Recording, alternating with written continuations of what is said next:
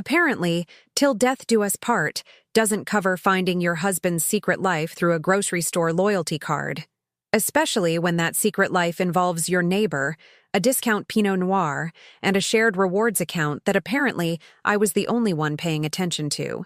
I'm Dallas Parker, 41, and I just turned a mundane Tuesday into a masterclass in marital meltdown, all thanks to Target's weekly flyer and a rather unfortunate penchant for cheap Cabernet. You think your HOA meetings are dramatic? Honey, hold my Chardonnay. Because that condo board Zoom meeting I was organizing, it had a very special, unlisted agenda item. Adulterers Anonymous, a live performance. And trust me, the ratings were about to go through the roof. Let's rewind to Tuesday, October 22nd, a day that started like any other in our meticulously manicured Scottsdale, Arizona gated community. The kind of place where the biggest drama is usually Mrs. Henderson's rogue flamingo lawn ornament, or a passive-aggressive note about recycling bins. I was sitting at my kitchen island, sipping my lukewarm coffee, pretending to care about the latest HR policy updates for my job as a director of human resources. My husband, Graham, 42, a financial advisor who could charm the pants off a tax auditor, was already out the door, probably off to close a big deal or network with clients. Turns out, his networking involved a lot more than just handshakes and business cards.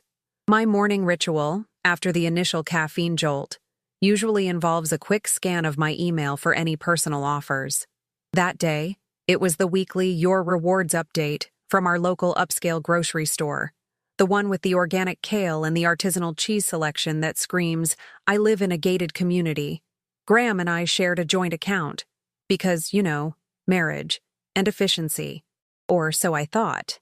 I clicked it open, fully expecting to see my usual purchases: oat milk, gluten-free bread, that expensive dark chocolate I hide from Leo, our 10-year-old son. Instead, my eyes landed on a recurring purchase that wasn't mine. 2 bottles of the same mid-range, slightly sweet Pinot Noir, bought every Thursday afternoon like clockwork. Now, Graham is a Scotchman. A single malt, peaty Scotchman. He wouldn't touch Pinot Noir with a 10-foot pole unless it was to use as a prop in a particularly pretentious photo shoot. My first thought? He's buying it for a client. Maybe a housewarming gift. My second thought, which arrived with the subtlety of a freight train hitting a minivan, was, who the hell is drinking Pinot Noir with my husband every Thursday? The store was just a few blocks from our house, a place I frequented. The purchases were always made around 4 p.m. My HR brain, trained to spot discrepancies in expense reports and suspicious patterns in employee behavior, immediately went into overdrive. This wasn't just a purchase. It was a data point. A very, very incriminating data point. I spent the next few hours in a state of controlled panic, the kind where your heart is doing the Macarena, but your face remains impassive. I'm an HR director, for crying out loud. My job is literally to uncover secrets and mediate workplace drama. This was just personal HR. I logged into the grocery store's website, armed with our shared login. The digital receipts were a gold mine. Not only did they list the Pinot Noir, but also a specific brand of organic, gluten-free crackers, Savannah's favorite, I'd later learn, and, on several occasions, a small bouquet of those generic grocery store roses. Roses, for crying out loud. The man couldn't remember my favorite flowers, but he was apparently a connoisseur of infidelity floral arrangements. Then came the real kicker, the points redeemed section. Someone had been using our accumulated points for gift cards, not for our usual Target runs or a Starbucks treat for Leo. No, these were for a boutique yoga studio downtown, a place I knew Savannah Hayes, our neighbor from across the street, frequented. Savannah, with her perpetually sun-kissed skin, her Lululemon addiction, and her habit of waving a little too enthusiastically when Graham was out watering the lawn. Savannah, who always seemed to accidentally bump into Graham at the community pool, her venti Starbucks cup clutched in her perfectly manicured hand. My blood ran colder than a Scottsdale winter night. It wasn't just the Pinot Noir. It was the pattern, the proximity, the sheer audacity of it all. They were using our shared grocery points to fund their little suburban love nest. It was like they were taunting me with every organic cracker and every yoga class. The sheer Americanness of it all was almost comical. An affair exposed not by a lipstick stain or a late-night text, but by a loyalty program designed to save you a few bucks on your weekly haul.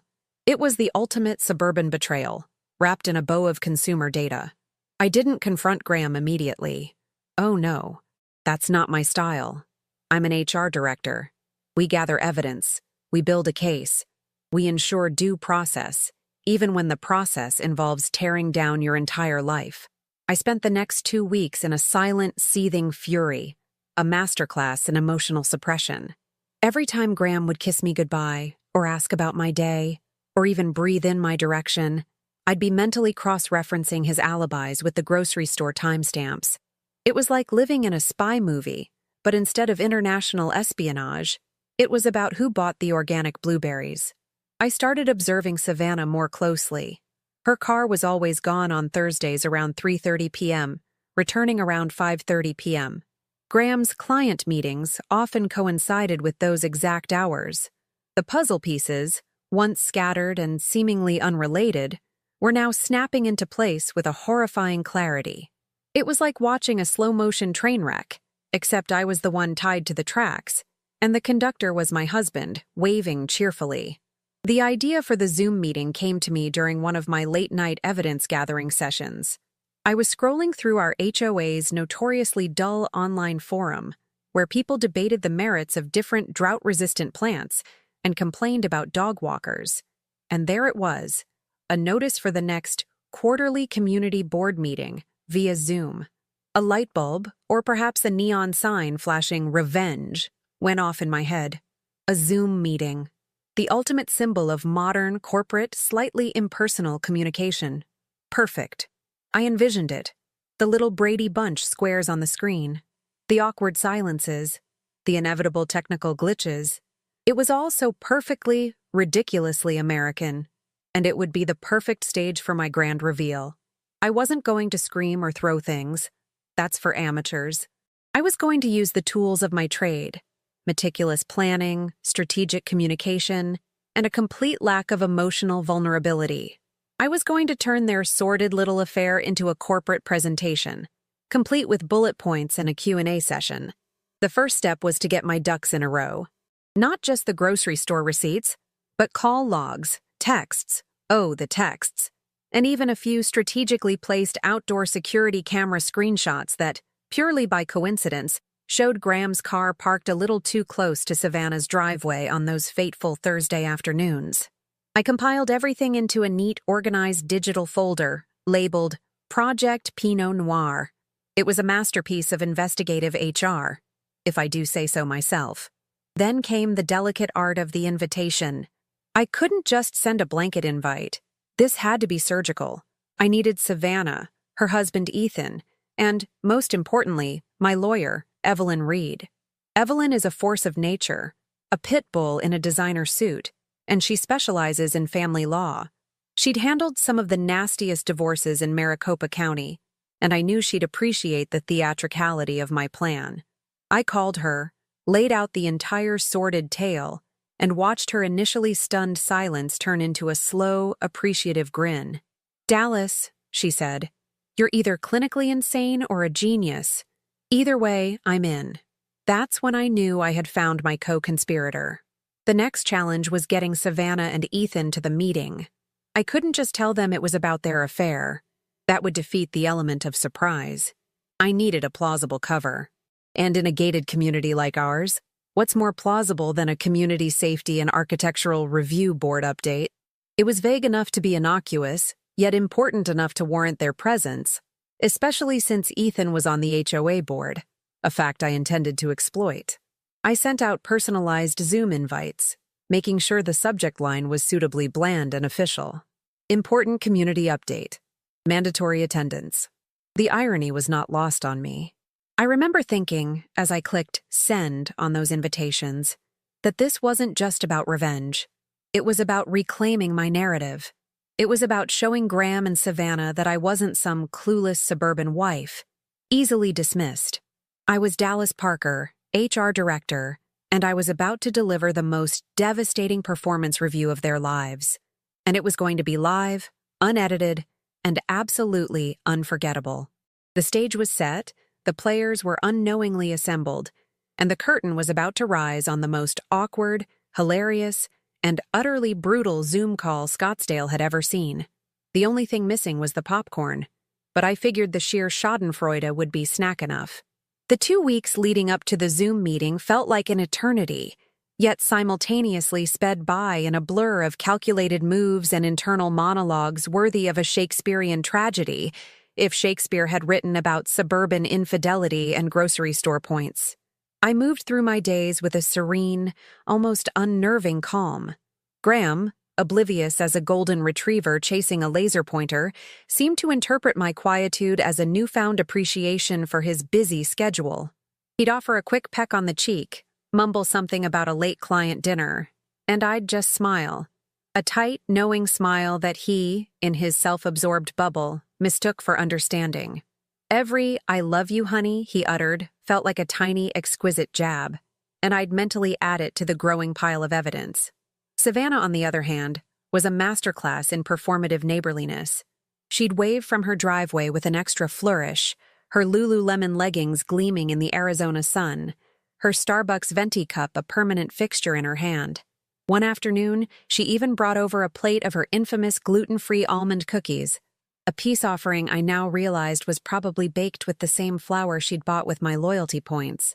"Just thought you might like these, Dallas," she chirped, her eyes flitting past me to glance at our open garage, as if hoping to catch a glimpse of Graham's car. I accepted the cookies with a saccharine smile, thanked her profusely, and then, the moment she was out of sight, tossed them directly into the trash. Some things, even gluten-free, are just too tainted to consume. The microaggressions, once subtle, now screamed at me. Graham's sudden, intense interest in my work schedule, always asking if I'd be home late on Thursdays. His new habit of leaving his phone face down, a cardinal sin for a man who usually treated his device like a third limb. The way he'd casually mention Savannah's brilliant idea for a new community garden project, or how dedicated Ethan was to his marathon training. Each comment, innocuous on its surface, was now a neon sign flashing, "Affair in progress." It was like watching a poorly acted play where everyone but the protagonist was in on the joke, and I was about to snatch the script and rewrite the ending. My preparations for the Zoom meeting were meticulous. I didn't just want to expose them, I wanted to dismantle them. I set up my laptop in my home office, ensuring the lighting was perfect. Not too harsh, not too soft, just right for delivering devastating news. I tested my microphone, checked my internet connection, and even practiced my neutral but firm expression in the mirror. This wasn't just a meeting, it was a performance. And I was going for an Oscar in Best Betrayed Wife. The official invitation, sent under the guise of an urgent community board update on architectural guidelines and safety protocols, had done its job. Ethan, always keen on community involvement, had confirmed his attendance almost immediately. Savannah, probably nudged by Graham to maintain appearances, had also RSVP'd. Graham, of course, assumed it was just another one of my HR things that occasionally spilled over into our home life. He'd even joked, "Don't bore them too much, honey." Oh, Graham, you have no idea how unboring this is about to get. The clock ticked towards 7 p.m. on Thursday, November 7th, the day of reckoning. Leo was at his friend's house for a sleepover, a strategic maneuver to ensure his innocent ears were spared the impending fireworks.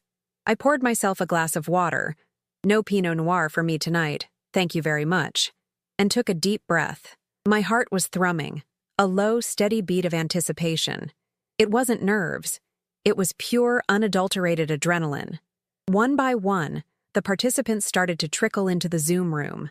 First, Ethan Hayes, Savannah's husband.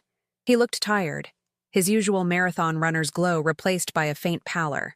His virtual background was a blurry image of a generic office, suggesting he'd logged in straight from a late workday. He offered a weary smile. "Hey, Dallas, what's this all about? Another debate on the color of front doors?" His attempt at humor fell flat, even to my own ears. Next came Savannah. Of course, Her virtual background was a perfectly curated, sun-drenched image of a Tuscan villa, complete with a strategically placed olive tree. Her hair was impeccably styled, her makeup flawless, and she wore a soft cashmere sweater that probably cost more than my monthly grocery bill. She beamed, a dazzling, almost aggressive smile. "Hi, Dallas. So glad we could make it. Ethan was just saying he hopes this isn't about the new speed bumps again." Her voice was a little too bright, a little too saccharine. It was the voice of a woman who thought she had everything under control. Finally, Graham joined. He was in his home office, the one I'd helped him decorate, with his expensive leather chair and his framed degrees. He looked every inch the successful financial advisor, his tie perfectly knotted, his expression one of polite, professional interest. "Evening, everyone," he said, his voice smooth and confident. He gave me a quick, almost imperceptible wink, a gesture I now found utterly repulsive. He had no idea he was walking into his own professional and personal execution. I started the meeting with a practiced ease, my voice calm and steady. "Welcome, everyone. Thanks for joining on such short notice. I know everyone's busy, so I appreciate you taking the time." I shared my screen, displaying a title slide. Community Board Meeting, November 7th. Important updates. It was all so official, so utterly mundane. The perfect camouflage. I began with a brief, utterly boring update on the community's landscaping budget, then moved on to a non-existent discussion about new architectural guidelines. I watched their faces in the small squares on my screen. Ethan was stifling yawns. Savannah was subtly checking her phone. Graham was nodding sagely, probably thinking about his next golf game. They were all so comfortably ensconced in their assumptions, so utterly unprepared for the seismic shift that was about to occur. "Now, before we move on to the final item on the agenda," I said, my voice dropping just a fraction, "I just wanted to address a rather unique situation that has come to my attention. It's something that impacts the fabric of our community, and frankly, the integrity of certain individuals within it." Ethan frowned, suddenly looking more alert. Savannah's hand paused mid-scroll on her phone. Graham, however, remained placid, probably assuming I was about to launch into a diatribe about dog waste or overflowing recycling bins. He even offered a small, encouraging nod. Just then, a notification popped up on the screen. Evelyn Reed has joined the meeting. A collective, palpable shift in the virtual room. Ethan's eyes widened. Savannah's perfect smile faltered, replaced by a flicker of confusion, then alarm. Graham's head tilted slightly, a tiny furrow appearing between his brows. Evelyn, my lawyer, appeared in her square, a vision of professional elegance. She offered a small, almost imperceptible nod to me, her expression unreadable. "Ah, Evelyn," I said, my voice still calm, but with a new, steel-like edge. "Thank you for joining us. I believe you have some rather important community updates to share with us tonight, particularly concerning some unauthorized activities within our neighborhood." The air in the virtual room crackled. Ethan looked from Evelyn to Savannah, then back to me, a dawning horror spreading across his face. Savannah's eyes, previously so bright, now darted nervously, her composure visibly cracking. Graham, however, still seemed to be processing. He opened his mouth, as if to ask a question, but no sound came out. The silence stretched, thick and heavy, punctuated only by the faint whir of my laptop fan. The curtain was about to rise on the main act, and the audience was finally, truly, paying attention. The silence that followed Evelyn's introduction was so thick you could cut it with a butter knife, or perhaps, in this case, a very sharp legal brief. Graham, bless his oblivious heart, was still trying to connect the dots. His eyes darted between Evelyn, Savannah, and me, like a confused golden retriever trying to figure out which hand held the treat. Ethan, however, had gone from merely tired to genuinely terrified. His face was a shade of pale that usually only appears after a bad sushi experience or a surprise tax audit. Savannah, my dear sweet Savannah, had finally lost her composure. Her Tuscan villa background seemed to mock her, a serene backdrop to her rapidly crumbling facade. "Evelyn," I began, my voice clear and steady, is here to help us understand some unconventional community engagement that's been happening. Specifically, the kind that involves illicit affairs, misuse of marital assets, and a blatant disregard for the sanctity of both marriage and apparently neighborhood decorum. Graham finally found his voice, a strangled, indignant squawk. "Dallas, what in the world are you talking about? This is a community board meeting." He looked at Ethan, then Savannah, as if expecting them to back him up. They both just stared, frozen in their respective squares. It was a beautiful moment, truly, like watching a deer caught in headlights. If the deer was wearing a designer suit, and the headlights were a perfectly orchestrated exposé. "Oh, it is a community board meeting, Graham," I replied, a hint of steel in my tone. "A meeting about community standards. And frankly, yours have been slipping. Consider this a performance review, darling." I paused, letting that sink in. "Evelyn, if you wouldn't mind sharing the first piece of evidence?" Evelyn, a woman who could probably intimidate a federal judge with a well-placed eyebrow arch, nodded.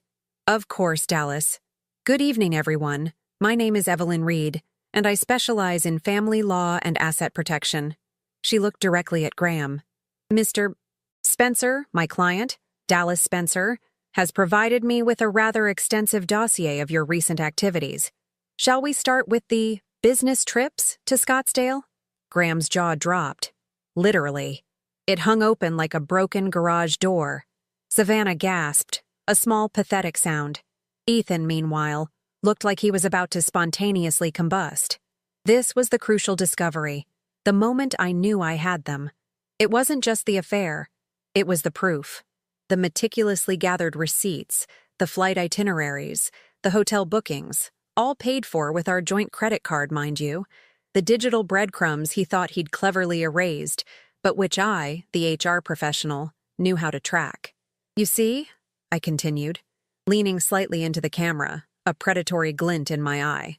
"Graham is a creature of habit, and a creature of convenience. He loves his loyalty points. So when I noticed an unusual spike in points accumulation on our joint American Express, specifically for hotels in Scottsdale and a certain high-end spa, it piqued my interest. Turns out, client meetings at the Four Seasons Scottsdale often included a +1 who bore a striking resemblance to our dear neighbor, Savannah Hayes. I shared my screen again, this time displaying a meticulously organized spreadsheet. Each row was a date, a hotel, a spa treatment, a restaurant bill.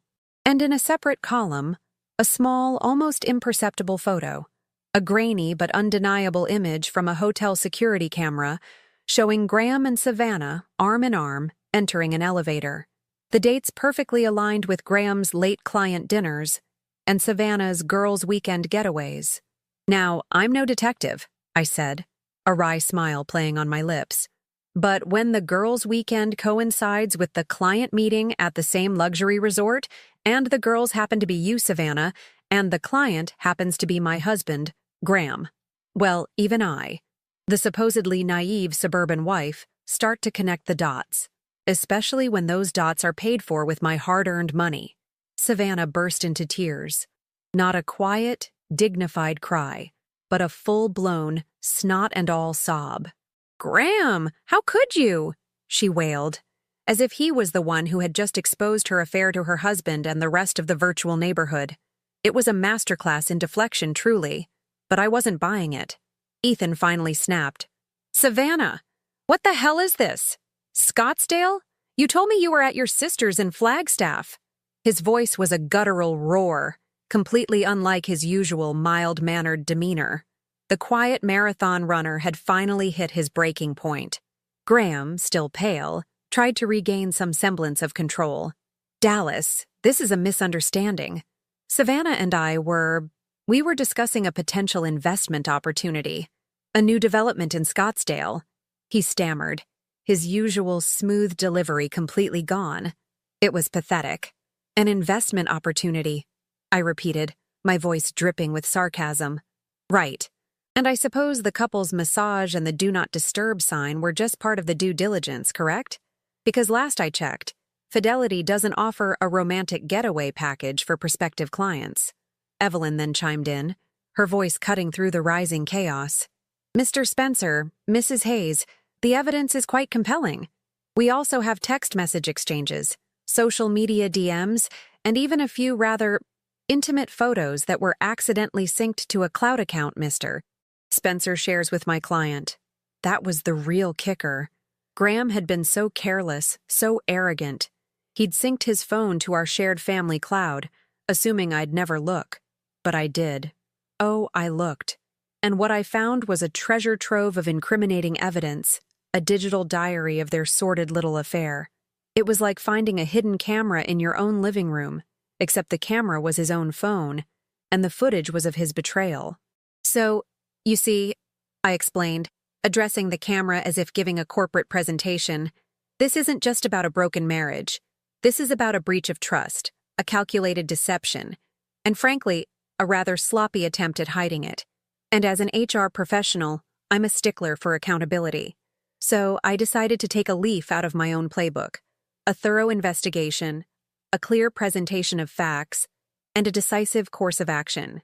My preparation wasn't just about gathering evidence, it was about crafting the perfect narrative. I'd spent weeks meticulously cross-referencing dates, times, and locations. I'd consulted with Evelyn on the legal implications, ensuring every step I took was above board, yet utterly devastating. I wasn't just going to burn their house down. I was going to make sure the fire department knew exactly who lit the match. I've also taken the liberty, I continued, a wicked glint in my eye, of informing the HOA board about the misuse of community resources, specifically, the community garden fund that Savannah was so passionate about. Turns out, a significant portion of those funds went towards consulting fees, paid to a certain financial advisor, who also happens to be my husband. Funny how that works, isn't it? Almost like a kickback scheme, but with petunias. Savannah's wails intensified. Ethan was now pacing frantically in his virtual background, a blur of righteous fury. Graham had slumped in his chair, his face a mask of utter defeat. He looked like a man who had just realized he'd accidentally signed up for a lifetime subscription to public humiliation. And that, my dear neighbors, I concluded, a triumphant smile spreading across my face, brings us to the decisive course of action. Evelyn has prepared 2 sets of documents for each of you. Graham, yours are divorce papers, meticulously outlining the division of assets, child support, and a rather substantial claim for emotional distress. Savannah and Ethan, yours are legal notices regarding the misuse of HOA funds and a rather interesting little document outlining the potential for a civil suit for alienation of affection. Should you choose to fight this? The virtual room exploded. Ethan was yelling, Savannah was sobbing, and Graham was just staring at me, a look of utter horror in his eyes. He had underestimated me. He thought I was just Dallas, the quiet HR manager, the soccer mom, the wife who baked cookies for the PTA. He thought I'd just cry into my pillow and move on. But I wasn't just moving on. I was launching a full-scale tactical operation. So consider this your official notice, I said, my voice cutting through the din. The game is over. And I, for one, am ready for the next round. But don't worry. I'm sure you two will have plenty of time to discuss your investment opportunities in court. I leaned back, a satisfied smirk on my face. Because apparently, finding your husband's second family on Facebook isn't what they mean by expanding your social network. But it sure does make for one hell of a community board meeting. The screen flickered, showing all their horrified faces. The stage was set. The trap was sprung. And the best part? They hadn't seen a single punch coming. The virtual meeting ended not with a polite sign-off, but with a cacophony of panicked shouts and the abrupt disconnection of 3 very red faces. Graham, Savannah, and Ethan vanished from my screen like digital ghosts, leaving me alone with Evelyn, who offered a small, approving nod. Well, Dallas, she said, a hint of amusement in her voice. That was certainly efficient and highly entertaining. Just getting started, Evelyn, I replied, a slow, satisfied smile spreading across my face. Consider that the appetizer. The main course is about to be served, piping hot and with a side of public humiliation. The immediate aftermath was, as expected, a glorious dumpster fire. My phone, which I'd strategically placed on silent, began vibrating like a jackhammer. Texts from Graham, frantic and pleading, piled up. Calls from Savannah, alternating between tearful apologies and venomous accusations, went straight to voicemail. Ethan, bless his newly enlightened heart, sent a single, eloquent message. Dallas, I owe you a beer, or a lifetime supply of artisanal coffee, whatever you prefer. I ignored them all. My revenge wasn't about a heated phone call. It was about systemic dismantling. It was about watching their perfectly curated suburban lives unravel, thread by thread, in the harsh glare of public scrutiny. And I had a front row seat. First up, Graham, my soon-to-be ex-husband, the man who thought he was too clever by half. Evelyn had wasted no time. Within hours of the board meeting, an anonymous, but highly detailed, tip-off landed on the desk of Graham's company's HR department, and, more importantly, their ethics committee. It wasn't just about the affair. It was about the misuse of company time and resources for personal gain, the unethical use of a joint marital account for illicit activities, and the potential conflict of interest involving HOA funds. In the corporate world, an affair might be messy, but financial impropriety and ethical breaches, that's career suicide. I pictured Graham, in his pristine corner office, suddenly finding himself in a sterile HR conference room, facing a panel of stone-faced executives. The man who prided himself on his executive presence and strategic vision was now reduced to stammering explanations about investment opportunities in Scottsdale. I could almost hear the corporate jargon flying, the polite but firm questions about expense reports and client entertainment. It was a beautiful symphony of corporate comeuppance. Within a week, the whispers started. Not just in our gated community, but through the entire local professional network. Graham Spencer, the golden boy of Sterling and Finch Investments, was on leave. Then, exploring other opportunities, which in corporate speak means fired, with extreme prejudice, but we're being polite about it to avoid a lawsuit. His LinkedIn profile, once a testament to his meteoric rise, suddenly went quiet. No more humble bragging about synergistic partnerships or disrupting the market, just silence. Turns out, I mused to Evelyn over a celebratory brunch at a quaint little spot downtown, his personal brand was built on a foundation of quicksand and infidelity. Who knew? Evelyn just smiled, sipping her mimosa. He also found out that emotional distress in a divorce settlement can be quite costly, especially when you've been funding your mistress's spa days with the marital credit card. Meanwhile, Savannah's world was imploding with equal, if not greater, theatricality. The HOA board, after reviewing Evelyn's meticulously compiled evidence regarding the community garden fund and Graham's consulting fees, voted unanimously to remove Savannah from her position as treasurer. Not only that, but they initiated a full audit of all her past financial dealings. The gossip spread through the neighborhood faster than a coupon for a free Starbucks latte. I heard it all, of course.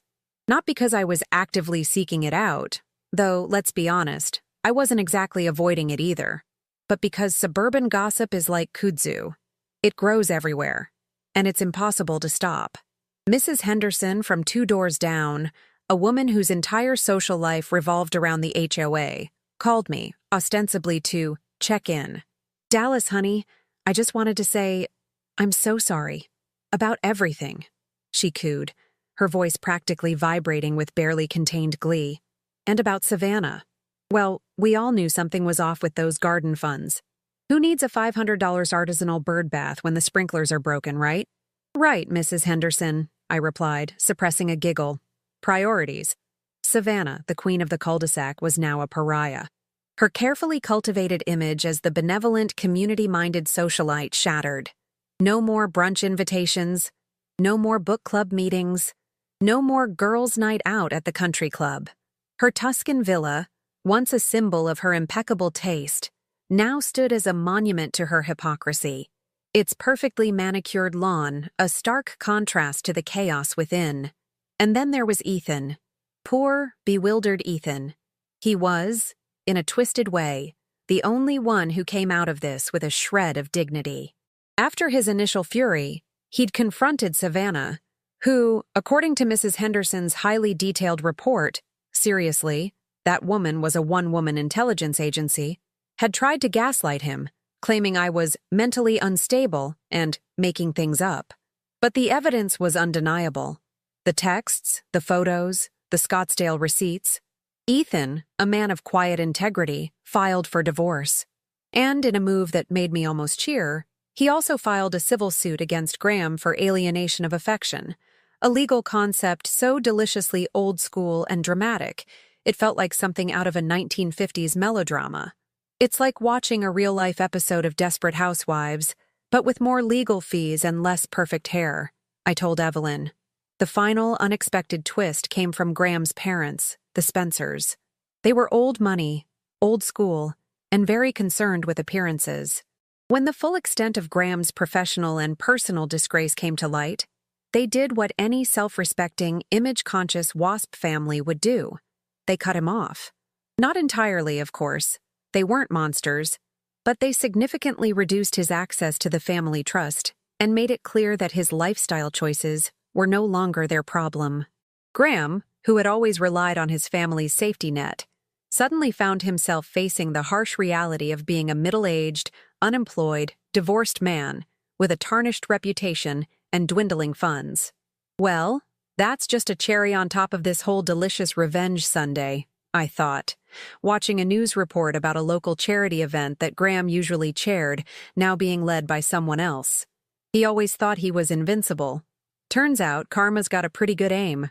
My new normal was surprisingly peaceful.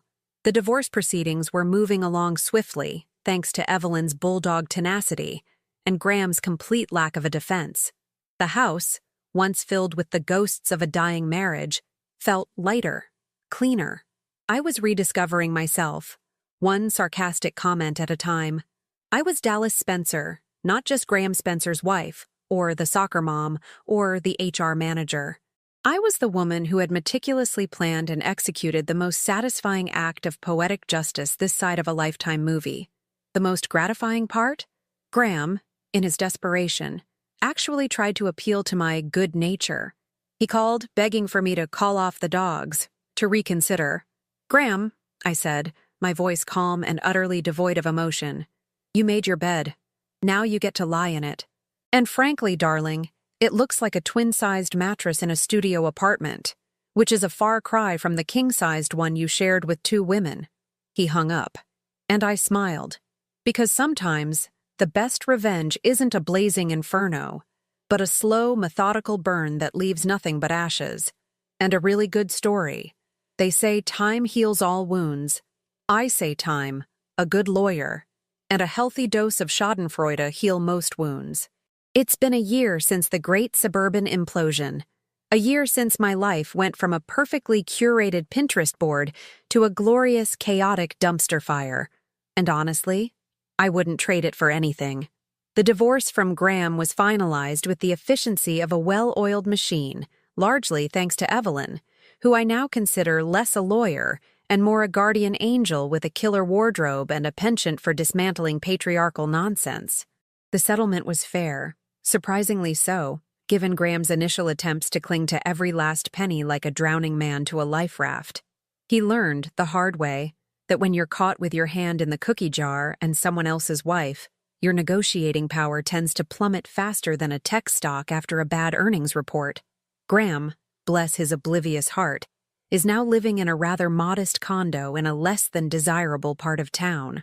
His exploring other opportunities phase turned into a permanent gig as a mid-level manager at a regional accounting firm, a far cry from his former high-flying investment banker days.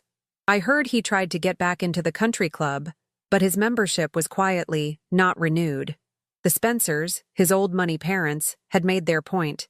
He calls occasionally, usually to complain about the condo's HOA fees or the quality of the local Starbucks.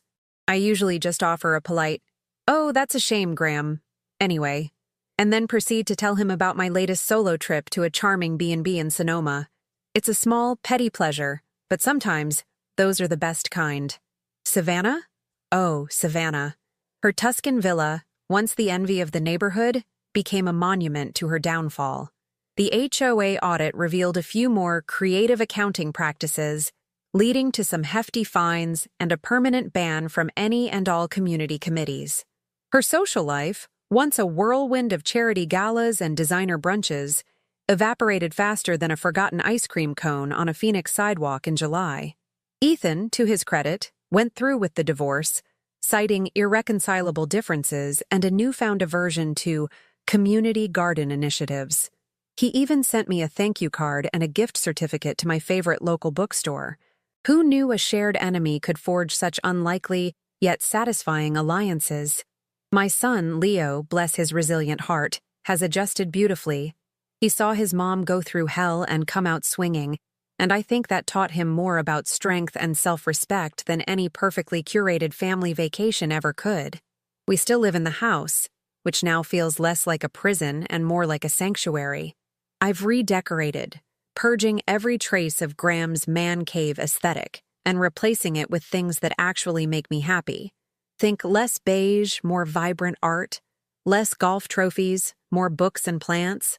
Leo even helped me pick out a new, ridiculously oversized beanbag chair for his room, a small victory in the grand scheme of things. I've also started a new chapter in my career. Turns out, my HR skills, the ones I use to meticulously track Graham's infidelity, are highly valued in the world of corporate ethics and compliance. I now work for a company that actually cares about integrity, which is a refreshing change. I'm still Dallas, the HR professional, but now I'm Dallas, the HR professional who knows how to spot a lie from a mile away and isn't afraid to call it out. Looking back, the whole experience was a brutal, hilarious, and ultimately liberating education. I learned that happily ever after isn't a destination. It's a DIY project. And sometimes you need to demolish the old foundation with a sledgehammer of truth and a healthy dose of sarcasm before you can build something truly spectacular. I used to think my life was a carefully constructed facade, a perfect suburban tableau. Now, I know it's a sprawling, messy, wonderfully authentic masterpiece in progress. The biggest lesson? Never underestimate the quiet woman in the corner. She might be taking notes. She might be planning. And when she finally decides to speak up, she's probably got enough ammunition to take down an entire empire. Or at least, a perfectly manicured suburban kingdom built on lies and loyalty points. So, here I am, a year later. Single, thriving, and armed with a lifetime supply of acidic wit. My life became a reality show I never auditioned for, but I ended up being the executive producer, director, and the star. And let me tell you, the ratings are through the roof.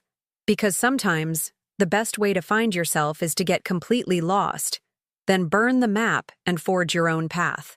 And if that path happens to lead past the smoldering ruins of your ex-husband's reputation, well, that's just poetic justice with a side of extra crispy.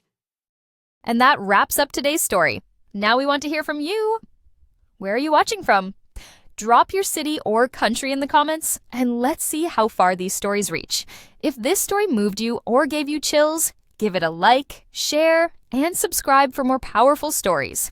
One last thing, rate the story from 1 to 10 in the comments. Your feedback helps us bring you even better ones next time. Thanks for watching. We appreciate you being part of this storytelling journey.